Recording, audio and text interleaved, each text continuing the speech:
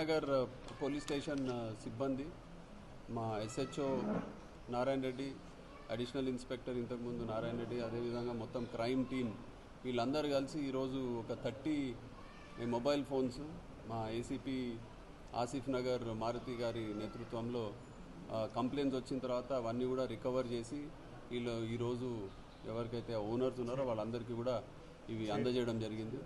వీటి విలువ సుమారు 5 లక్షల వరకు ఉంటుంది. మొత్తం 30 మొబైల్ ఫోన్స్. దీంట్లో చాలా వరకు వివిధ ప్రాంతాల్లో వీళ్ళు పోగొట్టుకున్న మొబైల్ ఫోన్స్ ఇవన్నీ వాటిని ట్రాక్ చేసి ఎక్కడైతే ఎవరైతే తీసుకుపోయారో అవన్నీ కూడా వాళ్ళకి మళ్ళీ తిరిగి అక్కడి నుంచి రికవర్ చేసి వాళ్ళందరికీ కూడా ఇవి అందజేయడం జరిగింది. సో ఈరోజు వాళ్ళందరూ హుమాయూన్ నగర్ పోలీస్ స్టేషన్ సిబ్బంది మీద పూర్తిగా వాళ్ళు మంచి అభిప్రాయం, మంచి వీళ్ళు పనితీరును మెచ్చుకొని వాళ్ళంతా హర్షం వ్యక్తం చేయడం జరిగింది.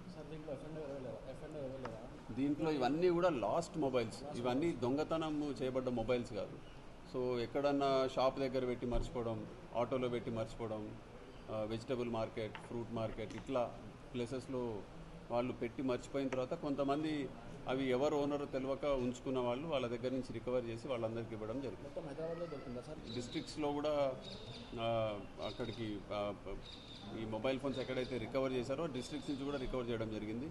కొన్ని సందర్భాల్లో బస్సులో, ఆటోల్లో, తర్వాత ట్యాక్సీలలో ఫోన్ మర్చిపోతే వేరే జిల్లాలు కూడా వెళ్ళిపోయే ఆస్కారం ఉంటుంది కనుక అక్కడి నుంచి కూడా అవి రికవర్ చేయడం జరిగింది.